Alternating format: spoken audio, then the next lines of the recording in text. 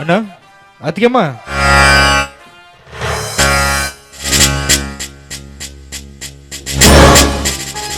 ಮೈದನ ಯಾವಾಗ ಬಂದಿಯಪ್ಪ ಬೆಂಗಳೂರಿಂದ? ಇದೀಗ ತಾನೇ ಬಂದೇಮ್ಮ. ಚೆನ್ನಾಗಿದ್ರೆ? ಚೆನ್ನಾಗಿದ್ದೀನಪ್ಪ. ಅಣ್ಣ ಇಲ್ಲಿ ಕಾಣ್ತಾನೆ ಇಲ್ಲ. ಅವರು ಈಗ ತಾನೇ ಯಾವಾಗ ಬೆಂಗಳೂರಿಂದ? ಇದೀಗ ತಾನೇ ಬಂದೇನ. ಚೆನ್ನಾಗಿದೆಯಾ? ನಾನು ಚೆನ್ನಾಗಿದ್ದೀನಪ್ಪ. ನೀನು ಚೆನ್ನಾಗಿದೆಯಾ? ನಾನು ಚೆನ್ನಾಗಿದ್ದೀನಿ ಅಣ್ಣ. ಯಾಕಣ್ಣ ನಮ್ಮ ಹೊಲ್ದಾಗಿನ ಕಬ್ಬು ಸುಟ್ಟೋದ್ ವಿಷಯ ನನಗ್ಯಾಕಣ್ಣ ತಿಳಿಸ್ಲಿಲ್ಲ? ಅದು ಆ ವಿಷಯ ನಿನಗೆ ಹೇಳಿದ್ರೆ ಎಲ್ಲಿ ನಿನಗೆ ಓದೋಕ್ಕೆ ತೊಂದರೆ ಆಗತ್ತೆ ಅಂತ ಹೇಳಿಲ್ಲಪ್ಪ. ಹೋಗ್ಲಿ, ಈ ವಿಷಯ ನಿನಗೆ ಯಾರಪ್ಪ ಹೇಳಿದ್ರು?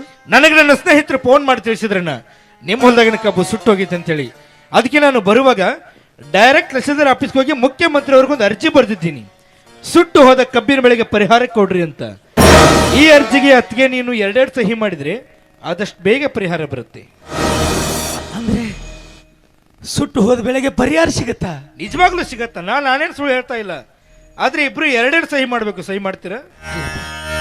ಬಡತನದಲ್ಲಿ ಒದ್ದಾಡ್ತಿರುವ ನಮಗೆ ಆ ದೇವರ ದಯದಿಂದ ಸುಟ್ಟು ಹೋದ ಬೆಳೆಗೆ ಪರಿಹಾರ ಸಿಗುತ್ತೆ ಅಂದ್ರೆ ಖಂಡಿತ ಸಹಿ ಮಾಡ್ತೀವಪ್ಪ. ಆಯ್ತಣ್ಣ.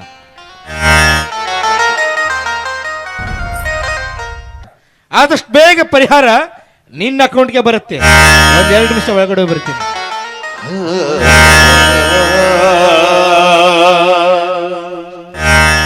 ನೋಡ್ದೇನೆ ಸಾವಿತ್ರಿ, ನನ್ನ ತಮ್ಮ ಎಷ್ಟೊಂದು ಬುದ್ಧಿವಂತನಾಗಿ ವಿದ್ಯಾಭ್ಯಾಸ ಕಲಿಸಿದ್ದಕ್ಕೆ ನನ್ನ ಜನ್ಮ ಇವತ್ತು ಸಾರ್ಥಕ ಆಯಿತು.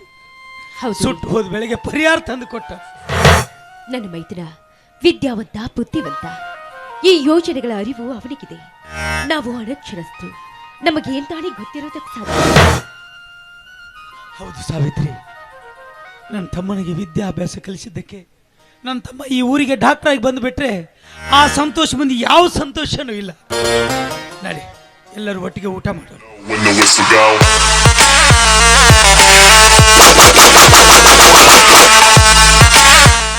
ಮೈದನ ಕಲಿತವನಾಗಿ ನೀನ್ ಸಿಗರೇಟ್ ಸೇದ್ತಾ ಇದೀಯಾ? ಕಲಿತವರು ಸಿಗರೇಟ್ ಸೇದಬಾರ್ದು ಅಂತ ಯಾವ ನನ್ನ ಮಗ ಹೇಳಿದ? ಏ ಧರ್ಮ್ಯ, ಏನ್ ಮಾಡಿದಿ ನೀನು? ನಮ್ಮ ಹೊಲದಾಗಿನ ಕಬ್ಬು ಸುಟ್ಟು ಹೋಯ್ತಾ? ರಾತ್ರಿ ಕಬ್ಬನ್ನ ಕಡಿದು ಫ್ಯಾಕ್ಟ್ರಿ ಕಳಿಸಿ ಆ ಫ್ಯಾಕ್ಟ್ರಿದಿಂದ ಬಂದ ಹರದಿಂದ ಈ ಮೆಟಿಕಲಾಡಿ ಕೊಳ್ಳಾಗ ಬಂಗಾರ ಪದಕ ಮಾಡಿಸಿ. ಏನು ಮಾತಾಡಕತ್ತೀಯೋ ನೀನು? ಎಲ್ಲಿ ನಮ್ಮ ಹೊಟ್ಟೆ ಒಳಗೆ ಮಕ್ಕಳಾದ್ರ ನಿನ್ನ ಮ್ಯಾಲಿನ ಪ್ರೀತಿ ಕಡಿಮೆಯಾದಿತ್ತು ಅಂತ ನಾವು ಮಕ್ಕಳನ್ನ ಮಾಡ್ಕೊಳ್ಳೋ ಯೋಚನೆ ಕೂಡ ಮಾಡಲಿಲ್ಲ. ಅಂತಂದ್ರಾಗ ಏನಿನ ಅತ್ತಿಗೆಗೆ ಮೆಟಕ್ಲಾಡಿ ಅಂತ ಹೇಳ್ತಿಲ್ಲ. ಏನಾಗಿದೆಯೋ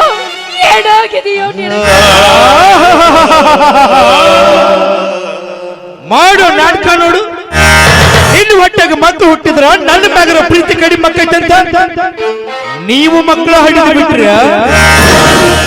ನೀವು ಮಕ್ಕಳ ಹಿಡಿದು ಬಿಟ್ಟಿದ್ದು ನನ್ನ ಮ್ಯಾಗರ ಪ್ರೀತಿ ಕಡಿಮೆ ಮಕ್ಕೈತಂತಲ್ಲ, ಮಕ್ಕಳ ಕೊಡ ಗಂಡಸ್ತಾನ ಆಡಿನ ಗಂಡನಂತ ಕಿಲ್ಲ ಅಂತ.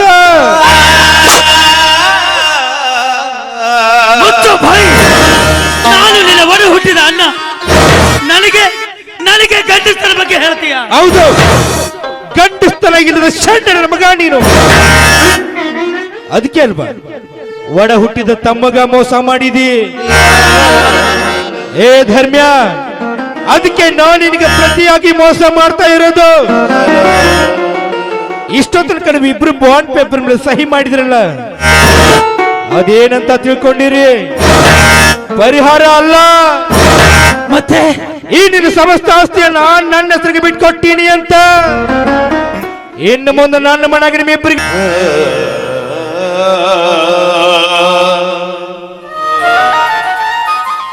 ಹೊಡಿಯಪ್ಪ, ಯಾಕೆ ನಿಲ್ಲಿಸ್ಬಿಟ್ಟೆ?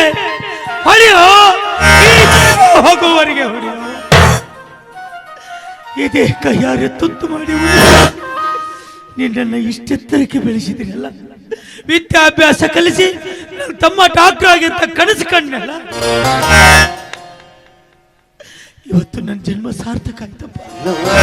ನಾ ಮಾಡಿದ ಉಪಕಾರನ ತೀರಿಸ್ಬಿಟ್ಟೆ. ಏ ಧರ್ಮ್ಯ, ಅಂತ್ಯ ಸಂತೆ ಕಂತೆ ಪುರಾಣಗಳನ್ನ ಬಿಚ್ಚಿಟ್ಟು ನನ್ನ ಮನಸ್ಸು ಬದಲಾಯಿಸಕ್ ನೋಡ್ಬೇಡ. ಸುಮ್ಮನೆ ಮನೆ ಬಿಟ್ಟು ಹೋದ್ರೆ ಸರಿ, ಇಲ್ಲ ಅಂದ್ರೆ ನಾನು ನಿಮ್ಮ ಕತ್ ಹಿಡಿದು ಹೊರಗೆ ಹಾಕ್ಬೇಕಾಗತ್ತೆ. ಬೇಡಪ್ಪ, ಆ ಕಷ್ಟ ನಿನಗೆ ಬೇಡ.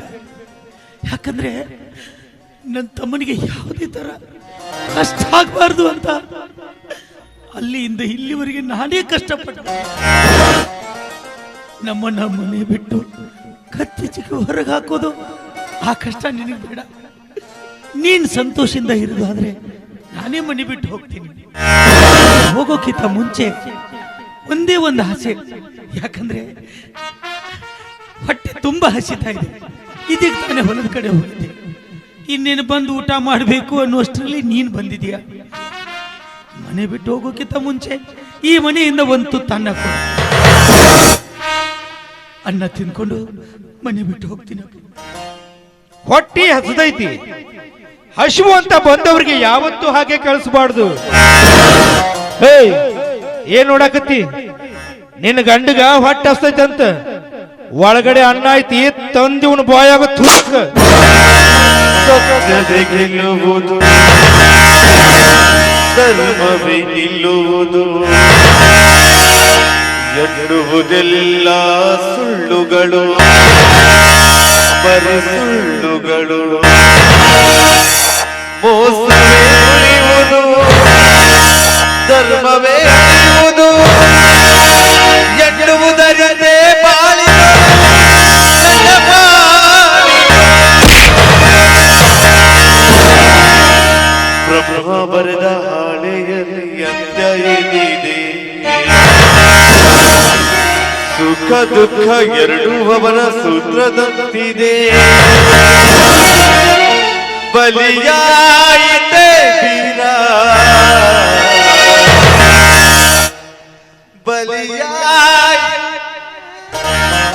ಯಾಕೋ ಯಾಕೋ ಇಷ್ಟೊಂದು ನನ್ನ ಮೇಲೆ ಕೋಪ ಮಾಡ್ಕೊಳ್ತ? ನನ್ನ ಮೇಲೆ ನಿನಗೆ ಕೋಪ ಇದ್ರೆ ಇನ್ನೂ 4 ಹೊಡಿ. ಆದ್ರೆ ತಿನ್ನು ಅಣ್ಣನ ಕೈಗೆ ಕೊಟ್ಟು ಕಾಲಿನಿಂದ ಒದಿತಿಯಲ್ಲೋ ಪಾಪಿ. ನಿನಗೆ ಅನ್ನದ ಬೆಲೆ ಏನೋ ಗೊತ್ತೈತಿ? ಇದೇ ಒಂದು ತುತ್ತು ಅನ್ನದಗೋಸ್ಕರ ಹಗಲೇನು ಮನು ಜನ್ಮ ಒದ್ದಾಡ್ತಾ ಇದೆ, ಭಿಕ್ಷೆ ಬೇಡ್ತಾ ಇದೆ, ಕೆಲಸ ಮಾಡ್ತಾ ಇದೆ. ಇದೆಲ್ಲ ಎದಕ್ ಗೊತ್ತಪ್ಪ? ಈ ಹಾಳಾದ ಹೊಟ್ಟೆ ತುಂಬೋಗೋಸ್ಕರ, ಇದೇ ಒಂದು ತುತ್ತು ಹಣ್ಣಿನಗೋಸ್ಕರ. ಅಂಥದ್ರಲ್ಲಿ ತಿನ್ನು ಅಣ್ಣನ ಕಾಲಿನಿಂದ ಒದಿತಿಯಲ್ಲೋ. ನೋಡು, ಒಂದಿಲ್ಲ ಒಂದಿನ ಈ ಅನ್ನ ನಿನಗೂ ಬೇಕಾಗುತ್ತೆ. ಬಾಯ್, ಅದಕ್ಕೆ ಬಲ್ಲವರನ್ನು ಮಾತು ಹೇಳ್ತಾರೆ, ತಿನ್ನೋ ಅನ್ನದ ಕಾಳಿನ ಮ್ಯಾಗ ತಿನ್ನವನ ಹೆಸರು ಬರೆದಿರ್ಬೇಕು ಅಂತ. ಆ ಅನ್ನದ ಕಾಳಿನ ಮ್ಯಾಗ ನಿನ್ನ ಹೆಸರು ಬರೆದಿಲ್ಲ ಅಂದ್ರೆ ಆ ಅನ್ನದ ಕಾಳು ನಿನಗೆ ದಕ್ಕಲ್ಲ. ಈಗ ಏನ್ ಮಾಡ್ತಿ? ಹೊಟ್ಟು ಬರೀ ಹಸ್ತ ಅಂತ ಹೇಳಕತ್ತಿ. ಹೆಂಗಿದ್ರು ಮನೆ ಬಿಟ್ಟು ಹೊಂಟಿರಿ ಧರ್ಮ್ಯ. ಈಗ ಇರುದು ನಿನಗೆ ಒಂದ ದಾರಿ, ಅದೇನ್ ಗೊತ್ತಾ? ಇದೇ ಜನರಿಗೋಸ್ಕರ ಅಲ್ವಾ ನೀನು ಸಾಲ ಸೂಲ ಮಾಡಿ ನನ್ನ ತಲೆ ಮ್ಯಾಗ ಹೊರಿಸಿದಿ. ಇವತ್ತಿದೆ ನಿನ್ನ ಜನರಿಗೆ ಕೇಳು. ಇವತ್ತು ನನ್ನ ತಮ್ಮ ಮಣಿ ಬಿಟ್ಟು ಹೊರಗೆ ಹಾಕ್ಯಾನ, ಯಾರಾದ್ರೂ ಒಂದು ತುತ್ತು ಅನ್ನ ಕೊಡ್ರಿ, ಇಲ್ಲ ಭಿಕ್ಷೆ ನೀಡ್ರಿ ಅಂತ ಭಿಕ್ಷೆ ಕೇಳು.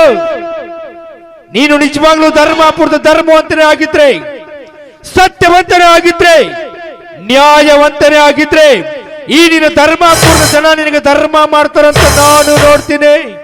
ಕೇಳು, ಭಿಕ್ಷೆ ಭಿಕ್ಷೆ ಕೇಳು.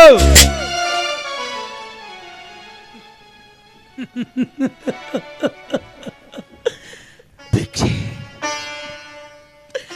ಭಿಕ್ಷೆ ಕೇಳ್ತೀನಪ್ಪ. ಈ ಭಿಕ್ಷೆ ಕೇಳುವುದು ಈ ಧರ್ಮ ನನಗೆ ಹೊಸದೇನಲ್ಲ. ಯಾಕಂದ್ರೆ ಅವಾಗ ನೀನು ವಿದ್ಯಾಭ್ಯಾಸಕ್ಕೋಸ್ಕರ ಹಣ ಕೇಳ್ತಾ ಇದೆಯಲ್ಲ, ಅಣ್ಣ ನನಗೆ ಹಣ ಬೇಕು ಅಂತ. ನಾನು ಹಣ ಕೊಟ್ಟು ಕಳಿಸಿದ್ದು ಈ ಜನರ ಹತ್ರ ಭಿಕ್ಷೆ ಬೇಡ ಕಳಿಸ್ತಾ ಇದ್ದೆ. ಆವತ್ತು ಹೆಮ್ಮೆಯಿಂದ ಹೇಳ್ತಾ ಇದ್ದೆ, ನೋಡ್ರಪ್ಪ ನನ್ನ ತಮ್ಮ ಡಾಕ್ಟರ್ ಓದೋದಕ್ಕೆ ಬೆಂಗಳೂರಲ್ಲಿದ್ದಾನೆ, ಅವನು ವಿದ್ಯಾಭ್ಯಾಸಕ್ಕೋಸ್ಕರ ಸ್ವಲ್ಪ ಹಣ ಬೇಕಂದಾಗೆಲ್ಲ ನಾನು ನಂಬಿರೋ ಜನ ಹೇಳ್ತಿದ್ರು, ಏ ಧರ್ಮಣ್ಣ, ಅವನು ನಿನಗಷ್ಟೇ ತಮ್ಮಲ್ಲಪ್ಪ, ನಮಗೂ ನಮ್ಮ ಮನಿ ಮಗ ಇದ್ದ ಹಾಗೆ ತಗೋ ಅಂತ ಪ್ರೀತಿಯಿಂದ ಕೊಡ್ತಾ ಇದ್ರು. ಅವ್ರು ಕೊಟ್ಟ ಹಣ ನಾನು ನಿನಗೆ ಕೊಡ್ತಾ ಇದ್ದೆ, ಅದು ಒಂಥರ ಭಿಕ್ಷೆನೆ. ಆದರೆ ಇವತ್ತು ಕೇಳ್ತೀನಿ, ಆದರೆ ನಾನು ನಂಬಿರೋ ಜನ ಎಂದು ನನ್ನ ಕೈ ಬಿಡುವುದಲ್ಲ ಅನ್ನೋ ಭರವಸೆ ನನಗಿದೆ. ಆವತ್ತು ಕೇಳಿದ್ದು ನನ್ನ ತಮ್ಮನ ವಿದ್ಯಾಭ್ಯಾಸಕ್ಕೋಸ್ಕರ, ಇವತ್ತು ಭಿಕ್ಷೆ ಕೇಳ್ತಾ ಇರೋದು ಈ ಹಾಳಾದ ಹೊಟ್ಟೆ ತುಂಬಿಗೋಸ್ಕರ.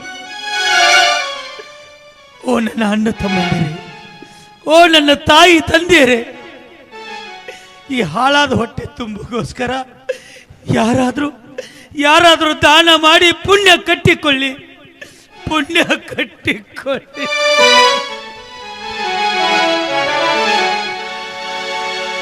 ದೇವರು ಮಕ್ಕಳು ನಾವೆಲ್ಲ, ತಿರುಕ ಧನಿಕ ಬೇರಿಲ್ಲ.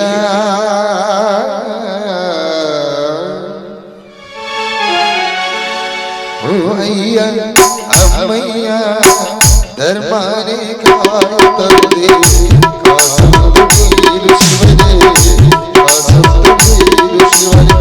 ಓ ಅಯ್ಯ ಅಮ್ಮಯ್ಯ ಧರ್ಮನೇ ಕಾಯುತ್ತದೆ, ಕಾಸೊಂದು ನೀರು ಶಿವನೇ, ಕಾಸೊಂದು ನೀರು ಶಿವನೇ.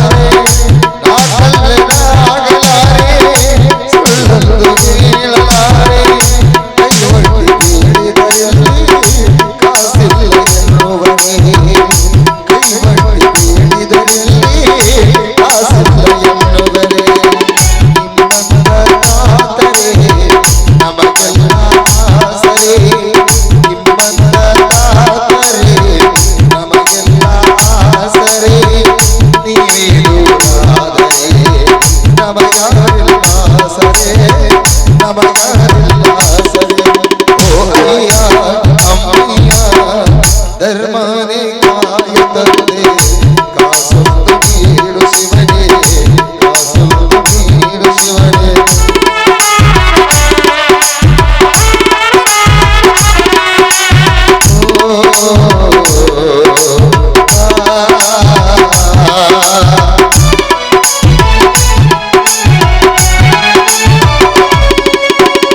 ಈ ನಮ್ಮ ನಾಡಿನಲ್ಲಿ ಕುಂಬಾರಿ ಗ್ರಾಮದಲ್ಲಿ, ಈ ನಮ್ಮ ನಾಡಿನಲ್ಲಿ ಕುಂಬಾರಿ ಗ್ರಾಮದಲ್ಲಿ ಬಂಗಾರ ಬೆಳೆಯುವಲ್ಲಿ ಹೇಗೆಂದು ನೀಡಲಿ, ಬಂಗಾರ ಬೆಳೆಯುವಲ್ಲಿ ಹೇಗೆಂದು ನೀಡಲಿ.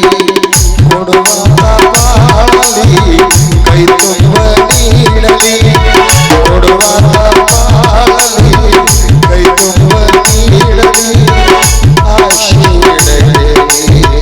ಸುಖವಾಗಿ ಸುಖವಾಗಿ ಓ ಅಯ್ಯ ಅಮ್ಮಯ್ಯ ಧರ್ಮನೇ ಕಾಯುತ್ತದೆ, ಕಾಸೊಂದು ನೀಡು ಶಿವನೇ, ಕಾಸೊಂದು ನೀಡು ಶಿವನೇ.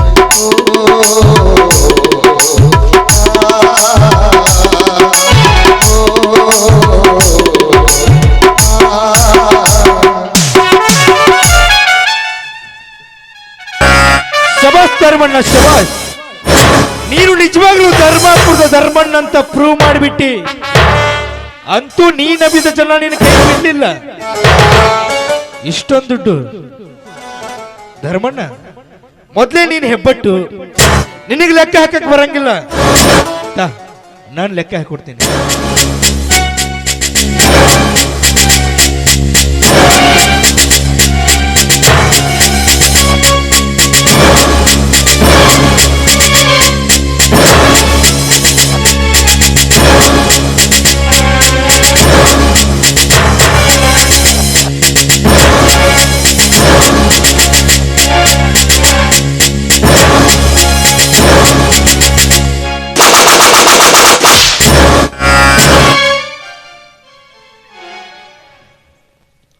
ಧರ್ಮ್ಯ, ಈಗ ನೀನು ಹೋಗ್ತಾ ಇರೋದು ಬೀದಿ ಬೀದಿ ಅಲ್ಲಿಂದ ಬಸ್ ಸ್ಟ್ಯಾಂಡ್ ಅಲ್ಲಿ ಭಿಕ್ಷೆ ಬಿಡೋದಕ್ಕೆ.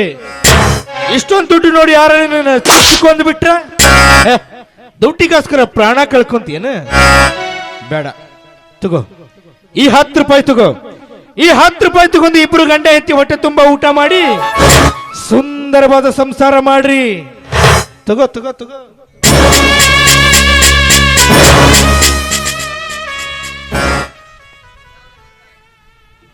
₹10. ಈ 10 ರೂಪಾಯಿ ತೆಗೆದುಕೊಂಡು ಹೊಟ್ಟೆ ತುಂಬ ಊಟ, ಸುಂದರವಾದ ಜೀವನ. ಇಲ್ಲಪ್ಪ, ಈ 10 ರೂಪಾಯಿಂದ ಇವತ್ತೇನಾದ್ರು ತಿಂದು ಬಿಟ್ರೆ ಇವತ್ತಿನ ನೆನಪು ಇವತ್ತೇ ಮುಗಿದು ಹೋಗುತ್ತೆ. ಈ 10 ರೂಪಾಯಿನ ನನ್ನ ಹತ್ರ ಜೋಪಾನವಾಗಿ ಇಟ್ಕೊಳ್ತೀನಿ. ಯಾಕಂದ್ರೆ ಮನೆ ಬಿಟ್ಟು ತುಂಬಾ ದೂರ ಹೋಗ್ತಾ ಇದ್ದೀನಲ್ಲ, ತುಂಬಾ ದೂರ ಹೋದ್ಮೇಲೆ ನನ್ನ ತಮ್ಮ ನೆನಪಾದ್ರೆ ಅಲ್ಲಿ ಯಾರನ್ನಪ್ಪ ತಮ್ಮ ಅಂತ ಕರೀ. ಅದ್ರಗೋಸ್ಕರ ನನ್ನ ತಮ್ಮ ನೆನಪಾದಾಗೆಲ್ಲ ಈ 10 ರೂಪಾಯಿದಲ್ಲಿ ನನ್ನ ತಮ್ಮನ ಕಾಂತ ಜೀವನ ಮಾಡ್ತೀನಿಪ್ಪ. ಬಾ ಸಾವಿತ್ರಿ. ಧರ್ಮ್ಯ, ನಿನ್ಗೆ ಬೇಕಾದ ವ್ಯಕ್ತಿಯೊಬ್ಬರು ಒಂದು ಅದ್ಭುತವಾದ ಉಡುಗೊರೆ ಕೊಟ್ಟಂತ ವ್ಯಕ್ತಿ ಯಾರು? ಇದರಲ್ಲಿರೋ ಅದ್ಭುತವಾದ ಉಡುಗೊರೆ ಏನು ಅಂತ ಗೊತ್ತಾಗ್ಬೇಕಾದ್ರೆ ನೀನೇ ಬಿಚ್ಚಿ ನೋಡು.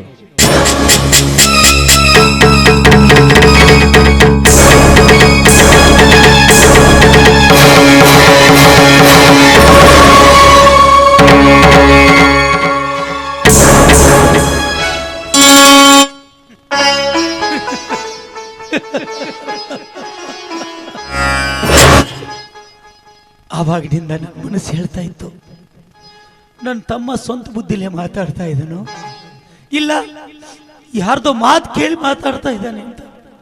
ಅದು ಇವಾಗ ಅರ್ಥ ಆಯ್ತು. ನನ್ನ ತಮ್ಮ ಸ್ವಂತ ಬುದ್ಧಿಲೇ ಮಾತಾಡೋನಲ್ಲ, ನನ್ನ ತಮ್ಮ ನನ್ನ ವೈರಿ ಮಾತು ಕೇಳಿ ಮಾತಾಡ್ತಾ ಇದ್ದಾನೆ ಅಂತ ಇವಾಗ ಅರ್ಥ ಆಯ್ತು. ಏ ಗೌಡ, ಹಿಂದೊಂದು ದಿನ ನನ್ನ ಮನೆತನ ಮೇಲೆ ಕಣ್ಣು ಹಾಕಿದ್ದಕ್ಕೆ ಎಡಗಾಲಗಿ ನೀ ಚಪ್ಪಲಿ ಒಗದು ಹೇಳಿ ಬಂದಿದ್ದೆ.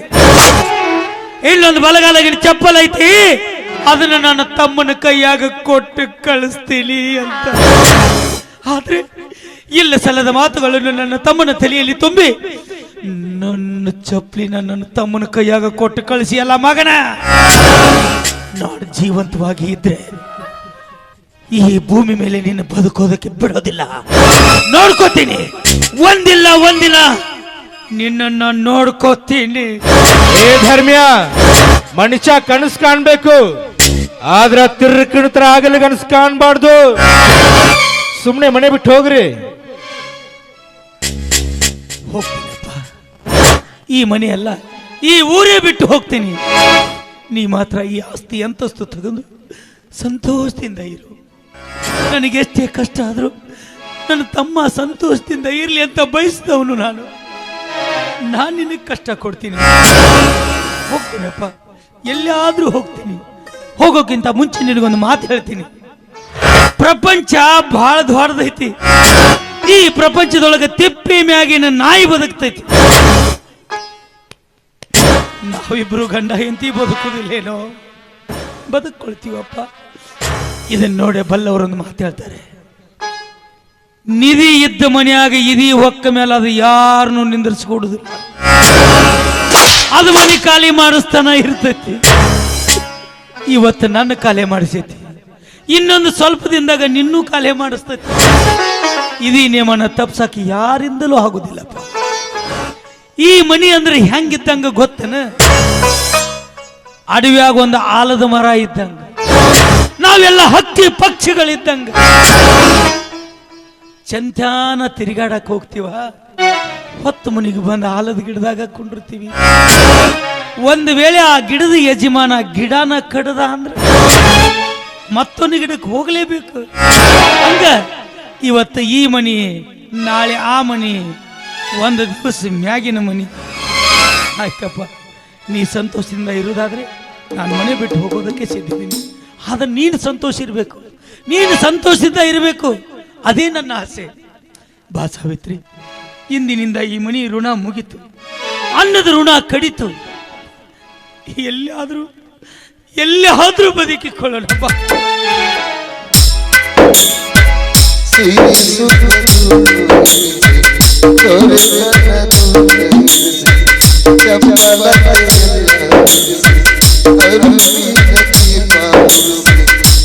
ನಡೆದನು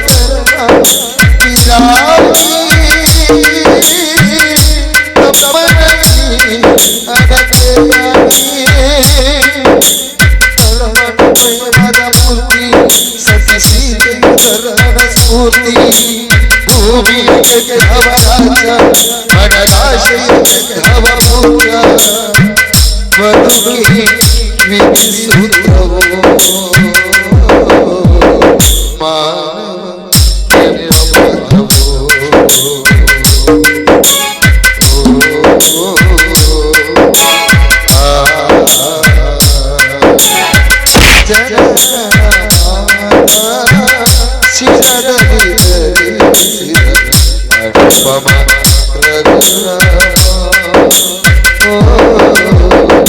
ತ್ಯಾಗವಿ